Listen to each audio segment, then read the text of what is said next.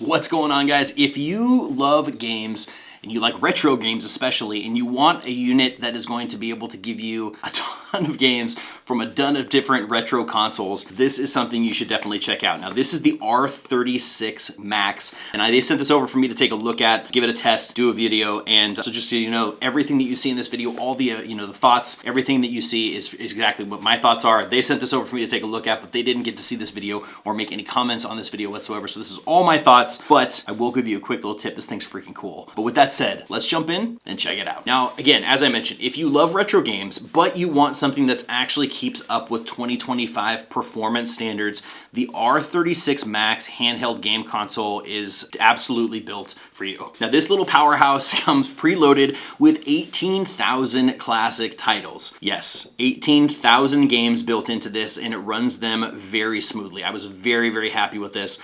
Arcade games, arcade action games, old school RPGs, everything plays really, really smoothly, really, really responsibly. I have a couple of things that I do want to mention about it, but overall, this thing was a pleasure to play with. Now, what makes this model stand out compared to some of the other ones that I have either tested on the channel or have seen out in the marketplace is that it has a 4-inch IPS HD screen. So that it basically gives you 720 by 720 resolution. The colors are really nice. The motion felt super clean. Even the tiniest pixel art details were there. I felt like it was a really good representation. So for a small screen, it didn't feel super small. It didn't feel too small. It felt just right. Now, internally, this thing is running a Linux-based system, which means it's got stability, speed, and security kind of all wrapped into one. You can multitask. You can jump between games and menus, or even expand your library, because this thing has a 64 gigabytes of storage built in. Plus, it's got the option to pop in a TF card for even more space, and that helps you with the side loading of any other titles that you may want to acquire. However you acquire those, that's your business, but you can still do that. Now, on top of that, this thing has a 4,000 milliamp hour battery, which gives you 16 hours of continuous gaming. And yes, we tested that, and this thing performed very, very well. I think we got up to almost exactly 6 hours, a little bit less than that, but that was because we had the volume up. You can turn the brightness up or down, right? So depending on your settings specifically, you can either kind of hit that number, extend it, or fall a little bit short, but it was very, very good. Battery life is great, so for like long flights and things like that, you should be good to go. Now, as I mentioned, there is one comment that I will make on this. Now, I did mention I did have a slight,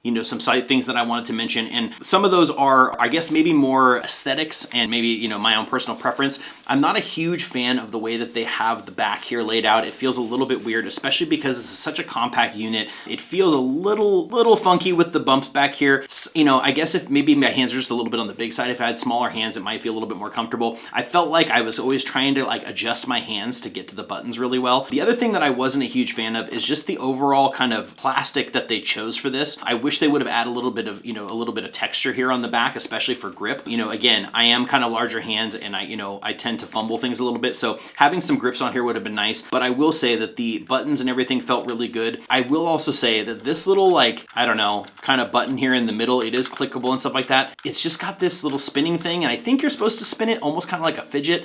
It just rattles around a little bit, and it's kind of funky. I don't know. Maybe they couldn't have done away with that. And the fact that the start and select buttons are the shape of hearts. Again, just aesthetics. I get that it's kind of a gaming retro-y kind of thing, that kind of a throwback to that. I just think it's kind of weird looking. But otherwise, though, the joysticks are very, very nice and tight. They're very clickable. It's very responsive. All the buttons that you need on the back and on the front are here. You've got L2, R2, R1, and R2. You've got everything you need there. Overall, you've got a 3.5 millimeter headphone jack. You've got built-in speakers. You've got, USB-C ports for charging and everything. It's got everything that you need. This thing is really, really sweet. So if you're in the market, and not to mention, before I forget, it comes with a really nice hard case that's got everything. You can keep your cable in here. Comes with a couple screen protectors and everything like that. So, it really comes ready to rock and roll, ready to use. Mine came almost completely fully charged, which I thought was really nice, but this hard case is really great too. So guys, ultimately, at the end of the day, if you're in the market for a retro gaming console, compact little thing like this that comes preloaded with a ton of games and basically everything you need to get started, definitely consider checking this out. But guys, as usual, I hope this video was helpful for you, and I'll see you in the next one.